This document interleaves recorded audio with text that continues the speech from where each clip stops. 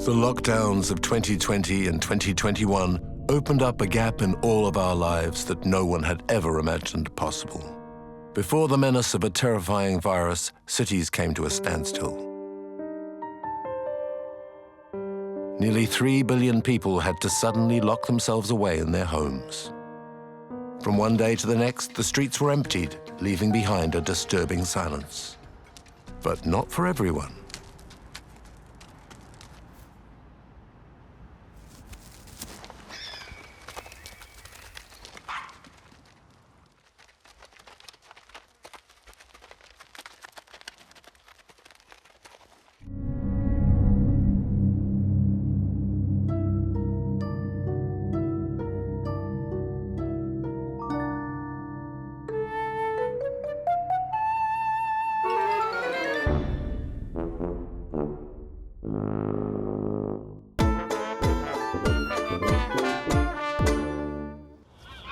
Very often, wild animals filmed in urban environments are used to humans who have fed and raised them since birth like their natural parents would have done. So we get beautiful and spectacular pictures which are not always realistic. But in 2020, reality would go beyond fiction.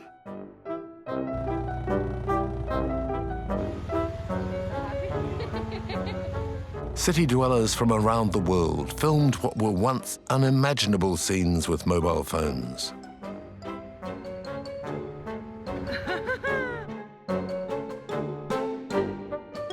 Peacocks, goats, deer, wild boars, foxes, weasels, and many other wild creatures walked down the roads as if they were alone in the world.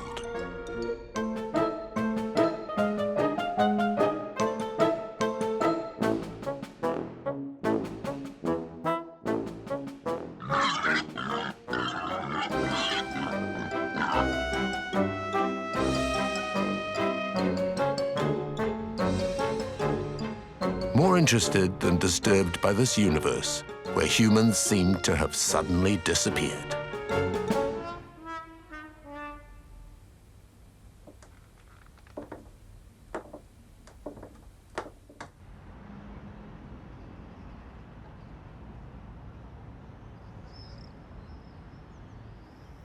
Lockdown brought about a slowdown of human activity such as the modern world has never known. Become unnecessary, many lights were turned off in towns, suburbs, and even in the country.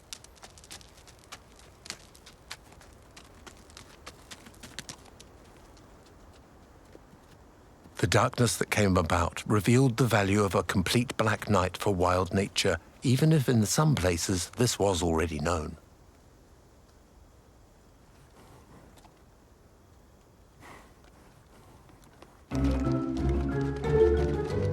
In Israel, hares took up love fighting. And in Australia, there were no holds barred. It's like me and Johnny fighting.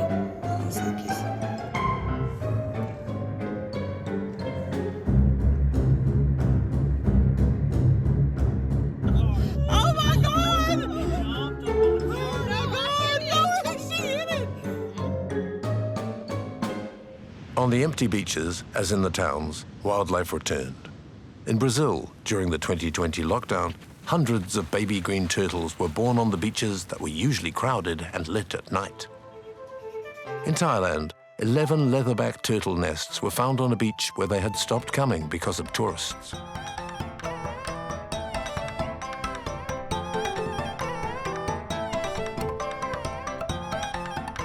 In Indonesia, India, and Turkey, a record number of hatchlings were recorded on beaches forbidden because of lockdown. This hadn't been seen for over 20 years. Once very abundant on Reunion Island, turtles practically disappeared during the last century because of fishing and the urbanization of the coastline. None of the animals came anymore to lay their eggs. So the arrival of a green turtle is always a great moment.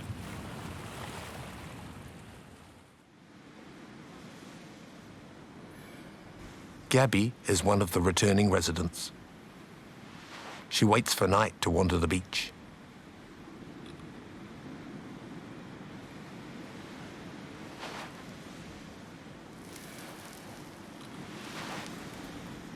She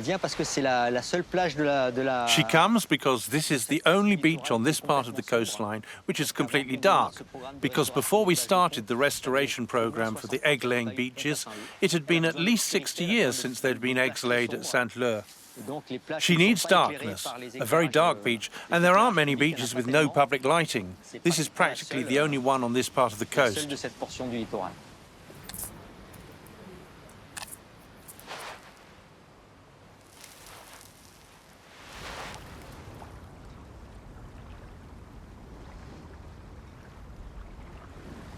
Landscaping and revegetating the beaches of Reunion Island is the holy grail of Stefan Ciccioni, oceanologist and director of Calonia, a turtle protection centre.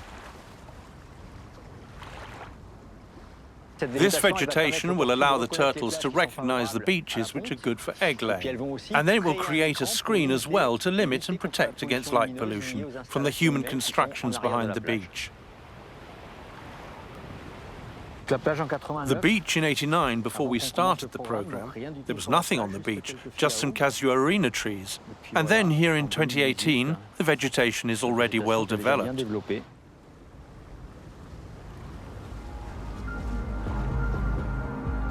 Plantations have to be made with precaution, as the turtles have a special relationship with beach vegetation. The smell of the plants is a reference for them to identify the sandy beaches which are best for egg laying.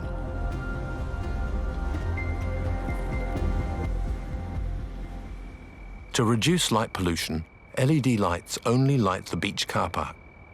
On the seaside, a deflector stops the light and leaves the sandbank in darkness.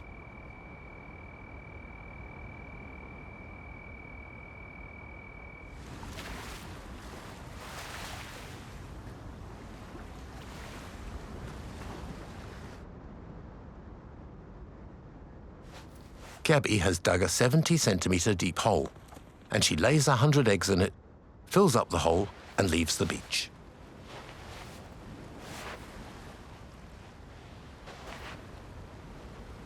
There are only 2 turtles which lay eggs on Reunion Island, Gabby at Saint-Leu and Emma at St. Paul. So it's really an extremely fragile situation. Protecting the nests is important because it's thanks to those nests that the population can regenerate, even if that takes 20 or 30 years. Emma comes in turn to lay her eggs before taking to the ocean for several years. Marine turtles go back to the sea relying upon their vision. The white foam, the light upon the water of the moon or of the starry sky, make the sea the most luminous horizon.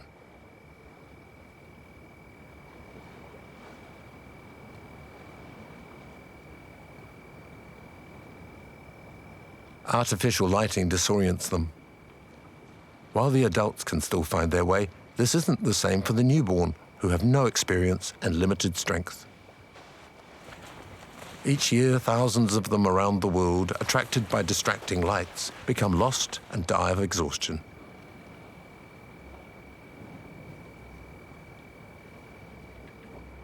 If we want to help the reproduction of marine turtles on Reunion Island, there absolutely have to be beaches suitable for egg laying, and so to limit artificial lighting and human occupation of the beaches at night, as it was possible during lockdown.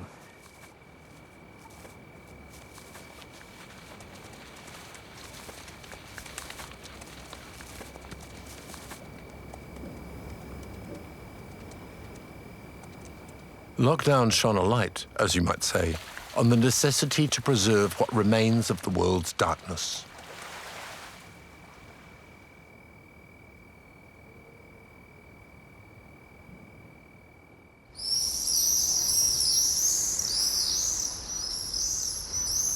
Migrating birds are particularly sensitive and clearly more affected by strong lights.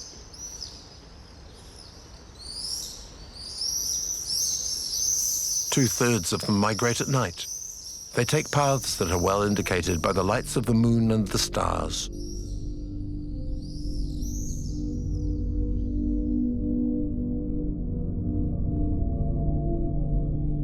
On Reunion Island, from April on, the year's young petrels play out the destiny of their species.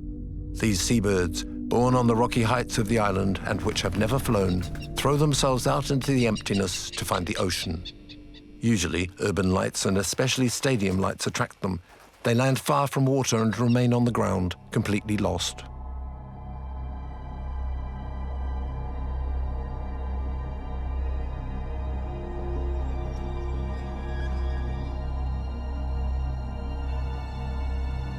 Light-blinded and stuck to the ground, these superb ocean birds are at the mercy of roaming dogs.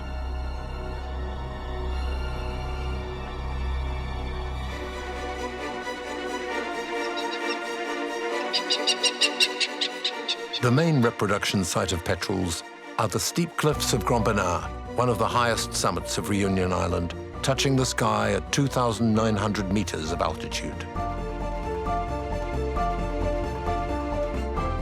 6 hours walk is needed for scientists that monitor the colonies to reach the nesting zone.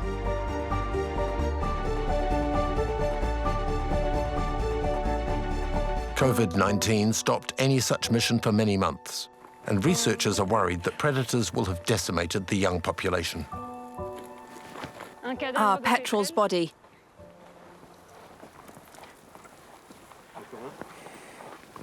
Yes, it's a chick. That's typical predation.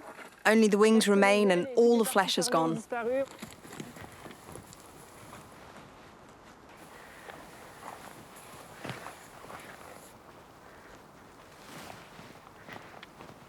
The nests are hidden in holes in the rocks, and only a practiced eye can spot them.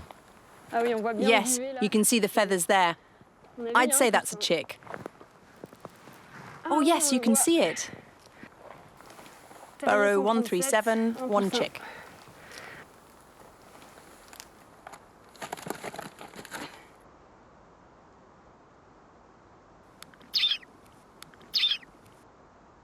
This 3-month-old young chick is larger than an adult because its parents have fattened it to be able to face a sea voyage of over 3 years.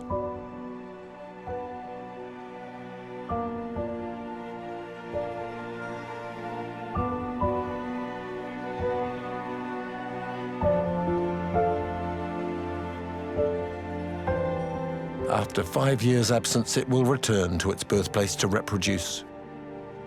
It will pick a partner to whom it will be faithful for all of its life. The couple choose a hole and make their nest. The species, of which remain only a few thousand couples, is still not well known. It is known that the female only lays a single egg each season, which makes the descendants extremely vulnerable.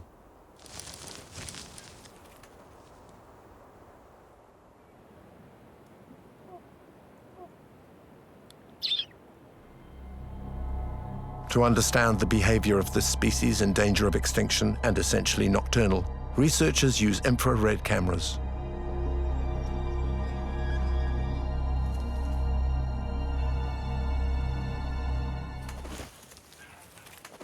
A daring rat benefits from the absence of the parents to steal an egg.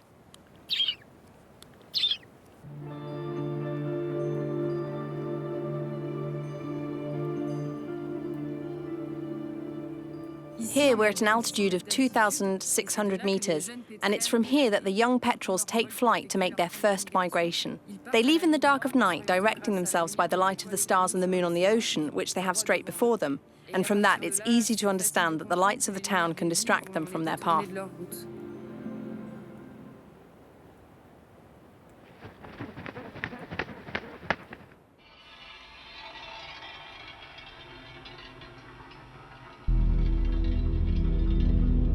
To save the species and to make the departure of the young easier, Reunion Island began, over a decade ago, an operation to fight against light pollution called Nights Without Lights.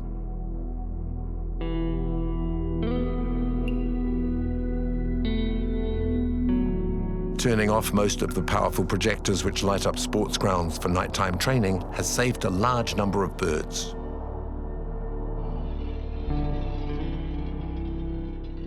But despite the reduction in lighting, volunteers of the Ornithology Studies Society of Reunion Island still save each year between 2,600 and 3,600 individuals.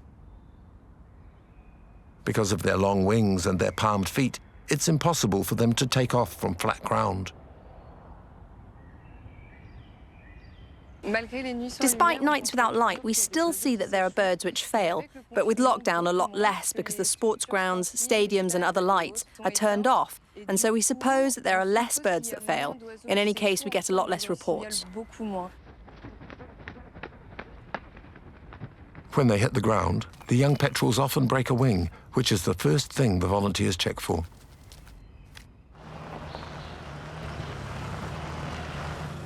A recovery centre has been created to look after them for the time it takes them to heal.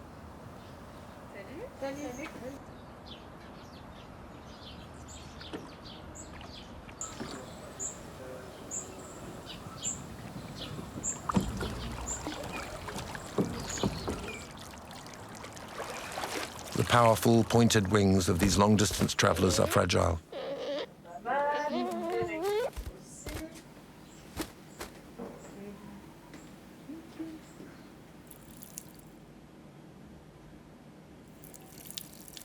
Here, they are cared for, watered and fed.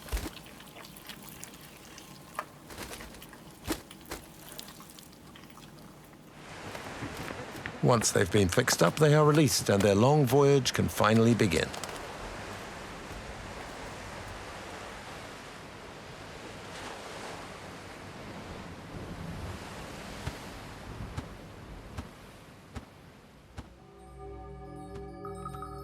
The light footprint of urban and industrial areas continues to grow and to become more intense. Their lights disturb migrators, and blinding skyscrapers are so many traps of glass and steel along the ways of the birds. It is estimated that as many as 1 million birds die each year after a collision with a building. Hong Kong produces one of the worst human pollutions of the planet. In places, the night sky of the peninsula is 1,000 times greater than the world average. The city of New York pays homage to the Twin Towers attack in light. Studies have shown that these powerful beams, visible from over 100 kilometers around, upset the migration of thousands of birds leaving the Great Canadian North to winter over in South America.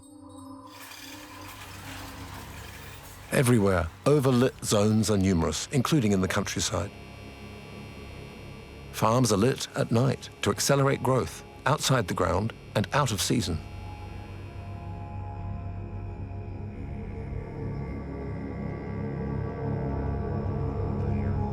In the Brittany countryside, immense greenhouses are lit either with yellow lamps to favour flowering or by red and blue LEDs to produce a violet light to increase gains. Here we are 20 kilometers away from Lyon, and you can, however, see the halo of light which spills out well away from the city. And when you try to measure the intensity of darkness in the sky, you can see it 17.04. That's extremely luminous, because a dark night should normally be around 22. The higher the number on the light meter, the darker the sky. In the Lyon CNRS laboratory, Thierry is studying the influence of light pollution on toads.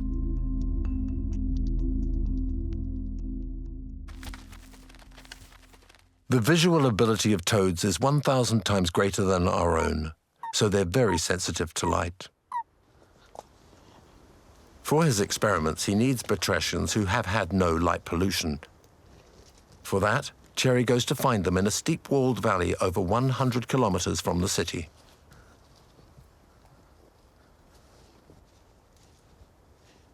We'll take a look to see what the light level is. 21.02, that's a pretty dark sky.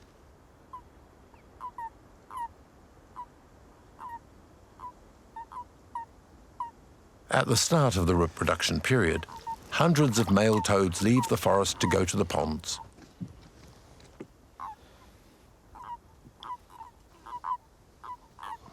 The females, much less in number and much larger, also go to the pools, where they will lay their eggs.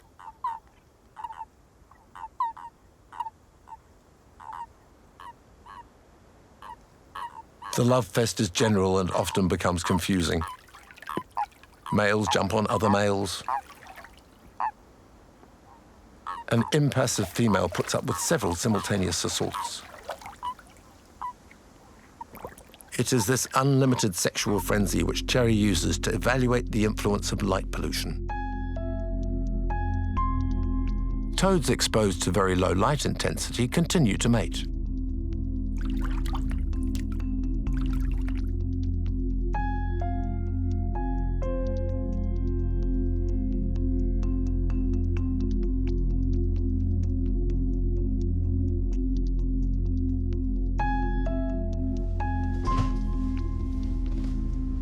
In another room, the toads are exposed to higher light intensity. Equivalent to the light halo found 30 kilometers outside the city.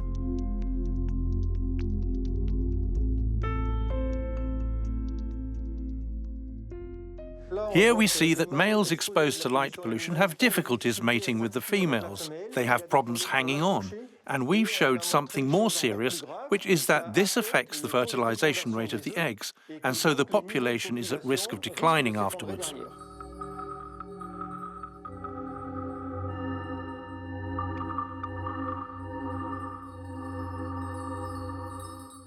For toads, like for humans, light pollution affects the rhythm of activity, sleep quality, and consequently, biological secretions which are founded on the biological clock.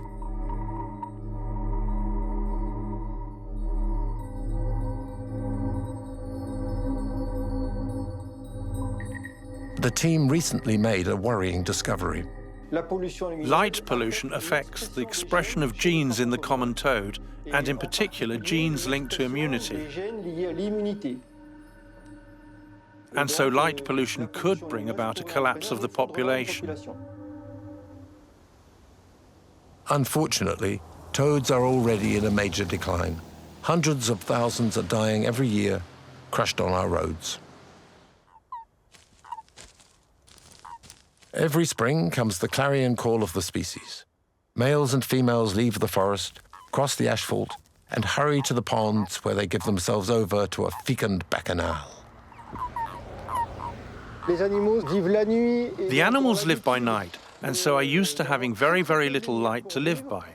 And when they are blinded by headlights with very strong light intensity, they'll probably stay blinded for hours before their vision returns to normal.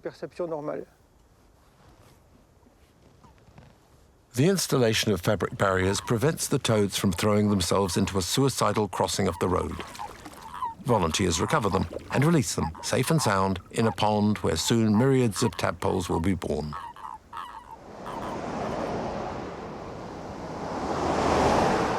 In France, green toads and common toads are the main victims of the roads. But they're not alone.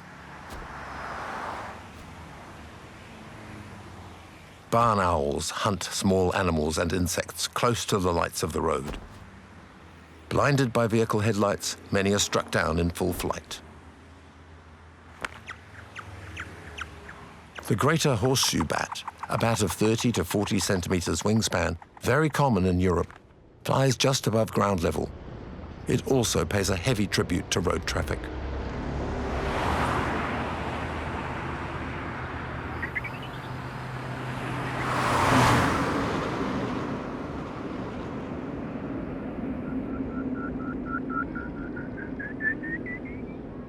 Vehicle headlights raise an uncrossable barrier. Scientists have found that their hunting ground is considerably reduced by the illumination of a road or a path.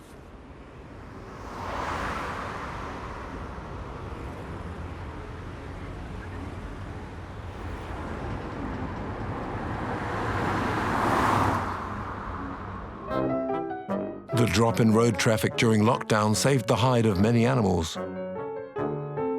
In Europe, it's estimated that death-causing collisions dropped by 30%.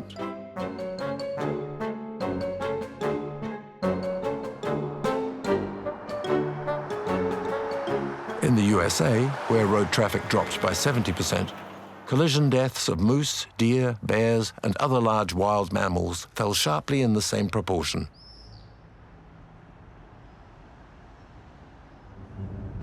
However, lockdown had no effect on another great killer of wildlife, the victims being insects, bats, and birds.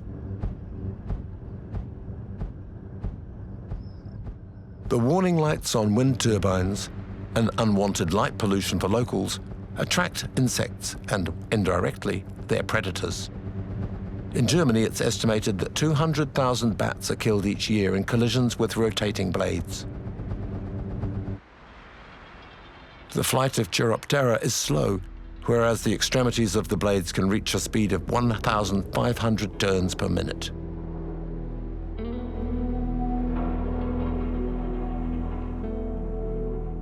In France, a team from the Museum of Natural History of Bourges meticulously inventories the remains of animals lying at the base of the wind turbines.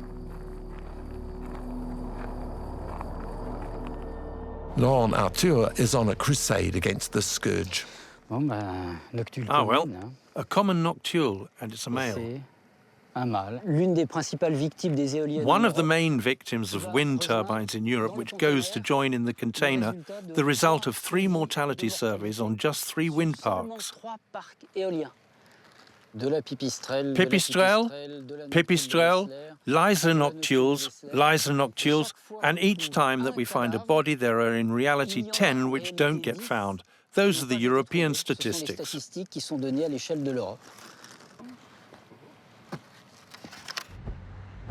In their lowest position, the blade extremities are 20 meters from the ground. That means right in the flight zone of a lot of bats. Here we have common noctules, 2, 3, and there common pipistrelles. So there are the 2 species which are the most affected on the European scale, which are coming around.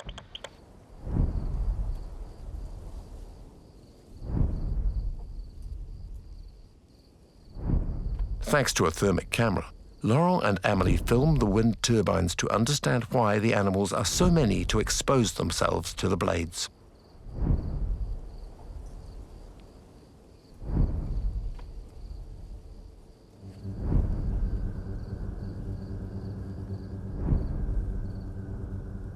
We know, in relation to the mortality linked to wind turbines, that it's multifactored. There's the light of the warning lights. Insects are attracted to that. The bats come to hunt, and there's a correlation between the presence of the insects we find in the gullets of the bats dead at the feet of the wind turbines and the fact they're attracted by the machines.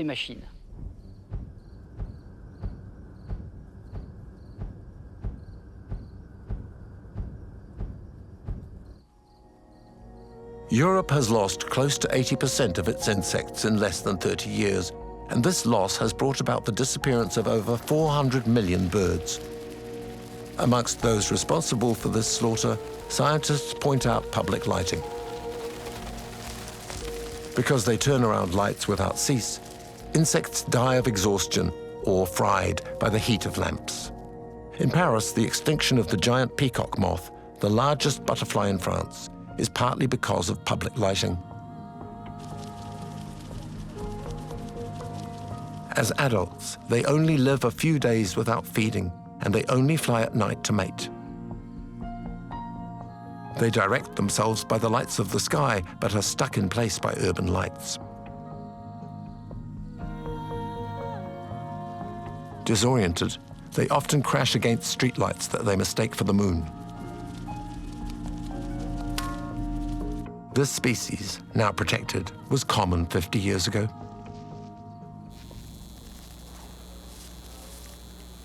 Artificial lighting also causes destruction in the population of mayflies, insects which are the main source of food for many animals. During their natural cycle, males and females gather in clouds at night to mate in flight. But, attracted to public lighting, the females die and their eggs are lost. Many species of ephemera, which are the most ancient living insects, are now threatened.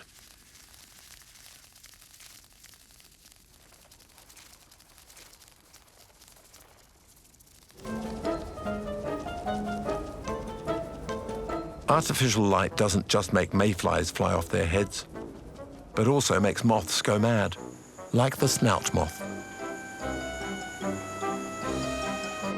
Blackbirds sing in the dead of night. Snails go a-hunting at a late hour. And Berwick swans eat in the dark.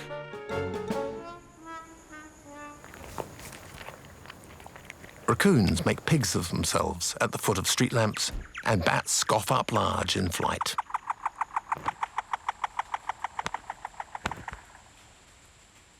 These free restaurants, open all night, cause unexpected effects.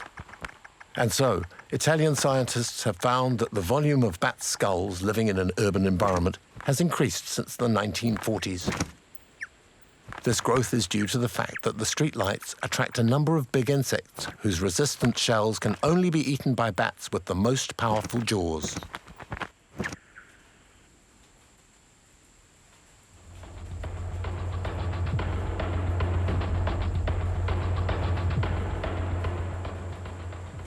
By the same mechanism, the pipistrelle, which doesn't mind the light, is favoured in relation to other species like the greater horseshoe bat, which can't stand light. Chiroptera, which hunt by finding their prey by echolocation, shouldn't be bothered by public lighting. However, light pollution affects bats the most of all mammals.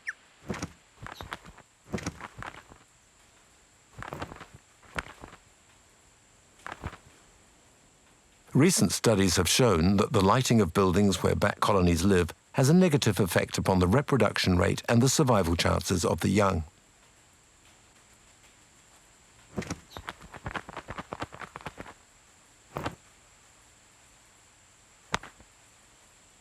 Chiroptera nesting in lighted buildings come out on average 45 minutes later than the others. However, it's at the start of the night that the most insects are available.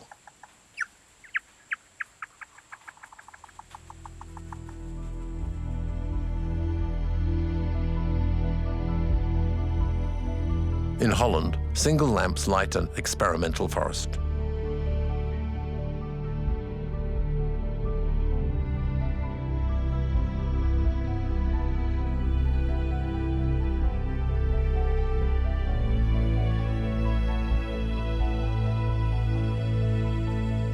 Camille Spoelstra from the University of Wageningen is testing solutions here to reduce the bad effect of lighting on bats and other nocturnal flying creatures. Bats, like most nocturnal mammals, can't see red light very well, or almost no red light. So if they're flying around the light post here, for example, they experience this area here as like almost total darkness.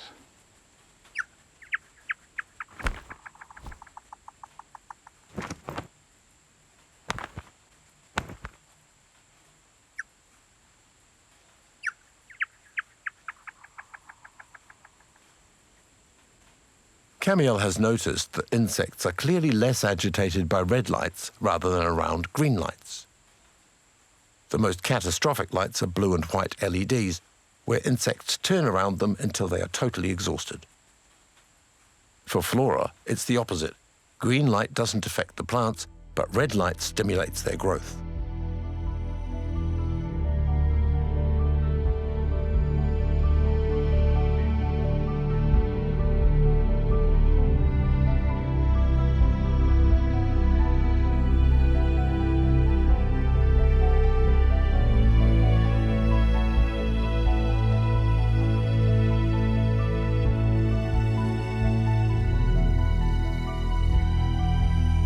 Camille and his team have therefore replaced white lamps with red lights on bridges and canal locks that have been deserted by bats since they were lit.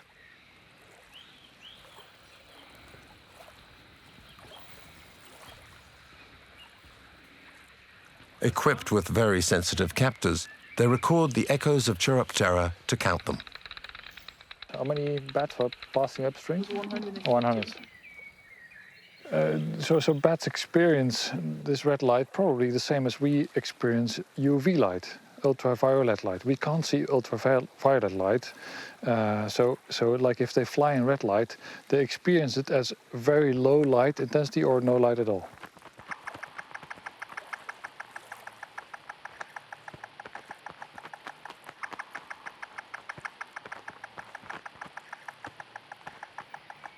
you should turn this infrared thingy. Wow, it's really warm, by the way. A little bit this way. Camiel records the behavior of the Chiroptera with infrared cameras.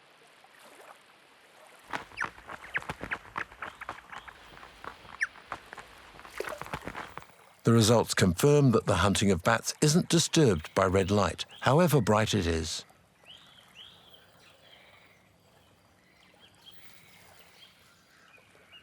It's a different species. It's a serotine.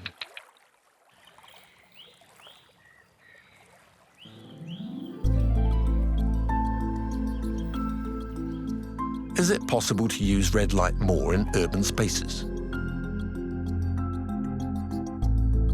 People come from all over the world to the Fête des Lumières in the city of Lyon, which takes place in mid-December at the year's darkest.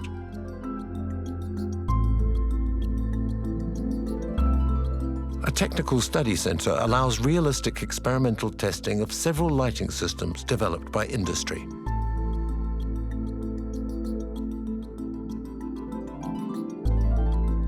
For several years, awareness of light pollution has increased.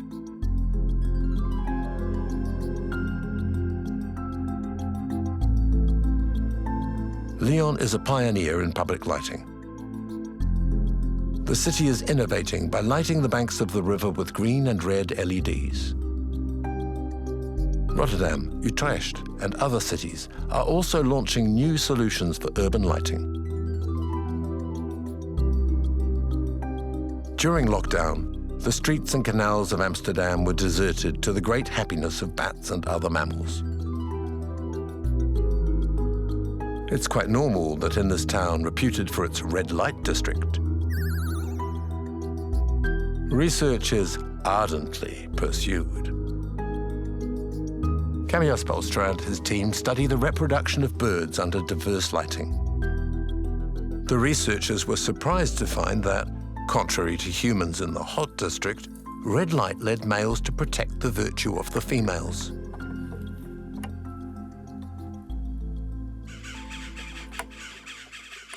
One of the effects we see on birds is that the females that breed in the boxes that we put close to the light are more monogamous. And we think it's because the males, they are like active slightly earlier in the morning, and they guard the female from other males that want to mate with her.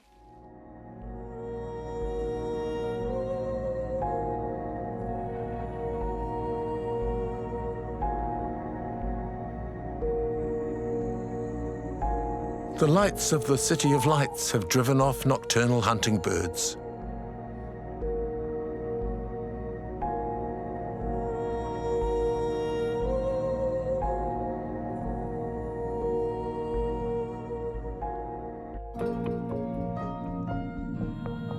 "30 couples of tawny owls had been counted in 1995 in several parks and gardens in the capital.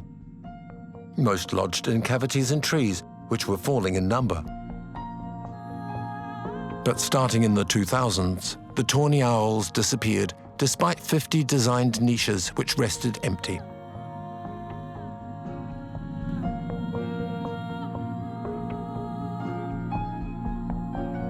Today, there are just a few rare couples in the woods of Boulogne and Vincennes.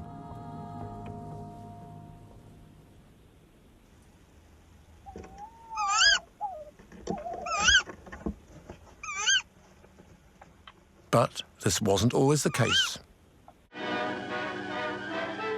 The tawny owls invested Paris during the curfew imposed on the capital in 1940. Follow the regulations. Extinguish lighting. Don't wait to be ordered. During the COVID-19 pandemic, the many curfews decreed around the world permitted many real-life experiments which could not have been undertaken otherwise. For a long time, lighting cities has been a guarantee of security. In the 18th century, the Champs-Élysées, then shady, was a risky place.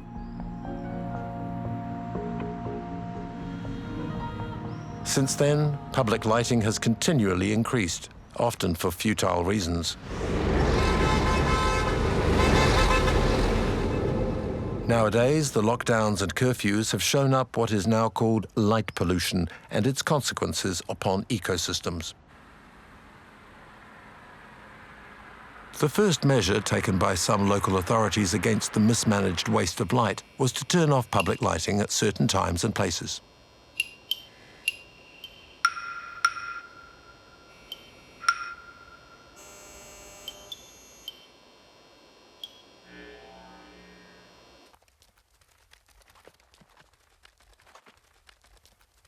Darkness and curfews helped the return of inveterate and compulsive pilferers.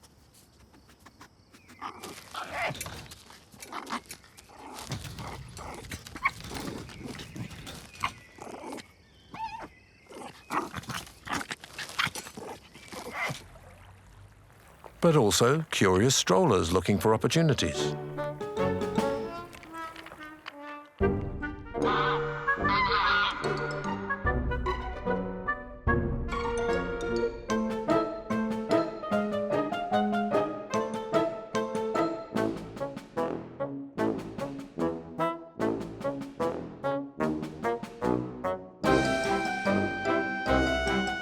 In South Africa, the hippopotami graze by candlelight.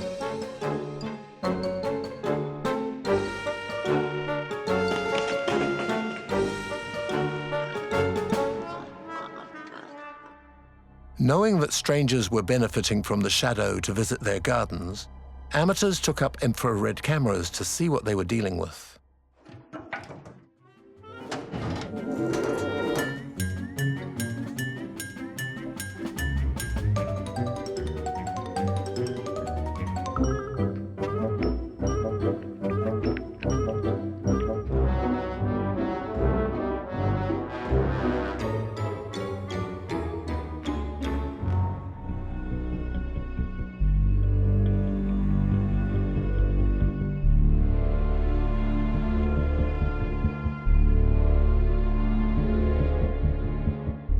For several years, Lille has experimented with alternative lighting in some parts of the city.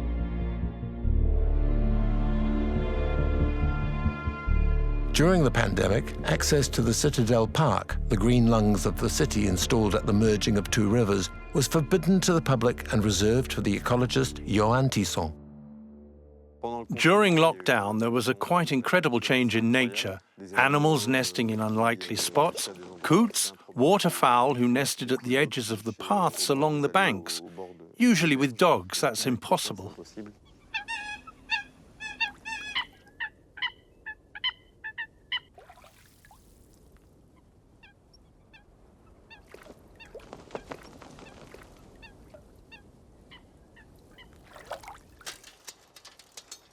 Lille undertook the restoration of the park's biodiversity with a project called Luciole.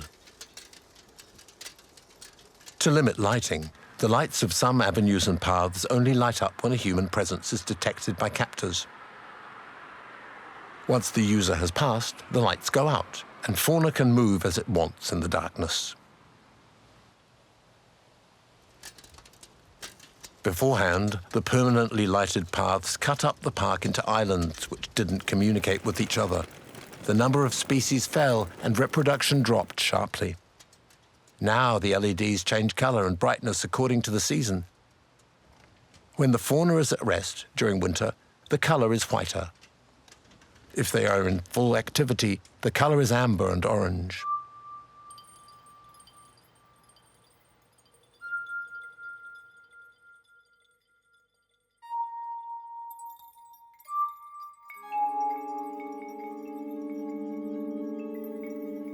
Near the Citadel Vauban, Johan and the team take stock of nocturnal insects and in particular moths. A white sheet lit by a projector attracts the insects which land on it. That's a nice male chafer. Common chafers can be seen a lot more in town. It's one of the first things to be affected by light pollution.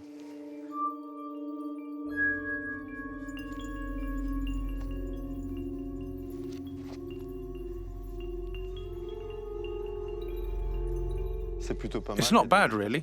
There are species never seen before. In 2003 and 2009, these species weren't present, and so that's a good sign.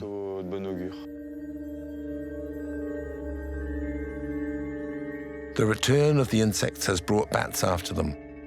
11 species have been identified.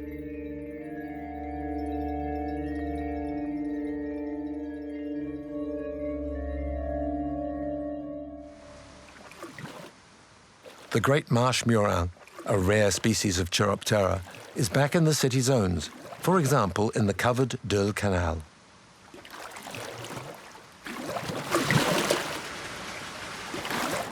Now this zone is plunged in darkness again, which has let the bats retake possession of the place, and these places are a kind of paradise for them.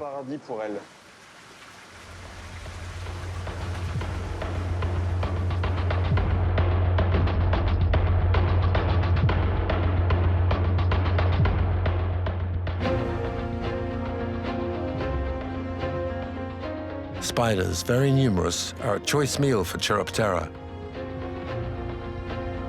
In the reproduction period, some take up residence under the arches.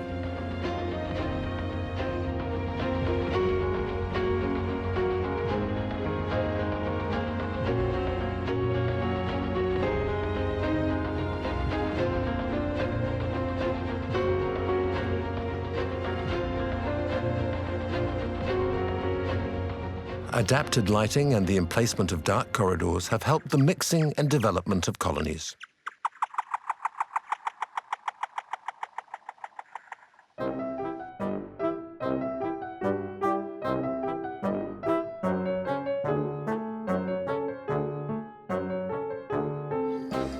Seven, 28, 28 there. 29, 30, 31.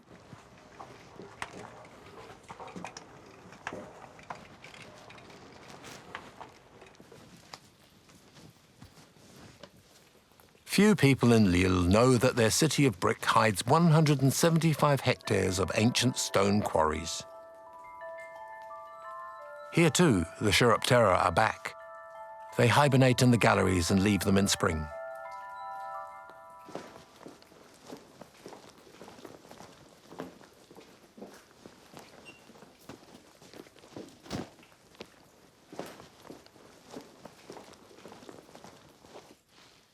You see this light? Well, that's where the bats come out in spring after 6 months hibernation. The awakening of the Chiroptera is dictated by their biological clock and the meteorological conditions. Once the signal is given, their body temperature passes from 7 degrees to 40 degrees in less than 2 hours. They go to the light well, then the outside dark corridors to hunt.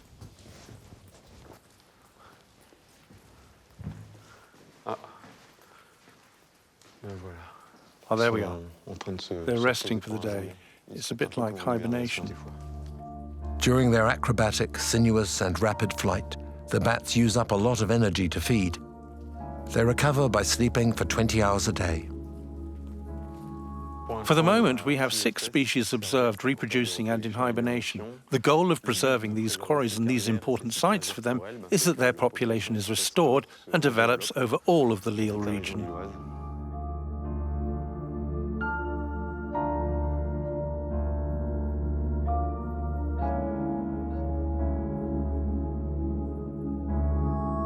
Several regions in Italy, the Czech Republic, Denmark, Germany, as well as the city of Tucson in Arizona, have renewed their public lighting to better preserve biodiversity.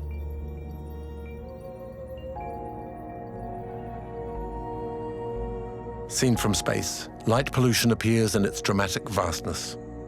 Modifying artificial lighting to reduce that pollution will be long and costly.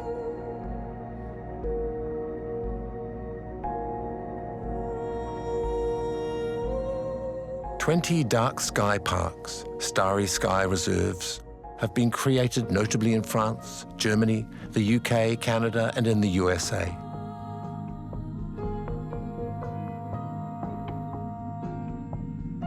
Others are being created.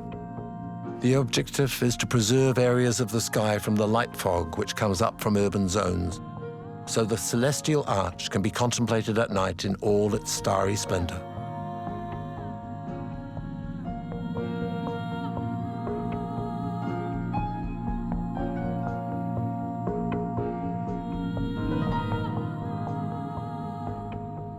The struggle against light pollution is still at its first phase. The few rare initiatives to reduce it have already proved their interest for wildlife. But it's urgent to accelerate this movement. In the plant world, the effect of this pollution is still little studied. But we know already that, as with animals, the biological rhythm of plants is also disturbed by lighting that is too intense.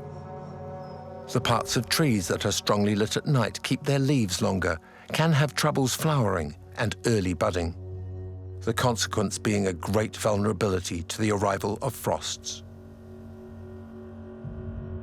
Maybe the lockdowns have allowed, despite ourselves, an awakening of conscience to renew contact with a nature that is less luminous.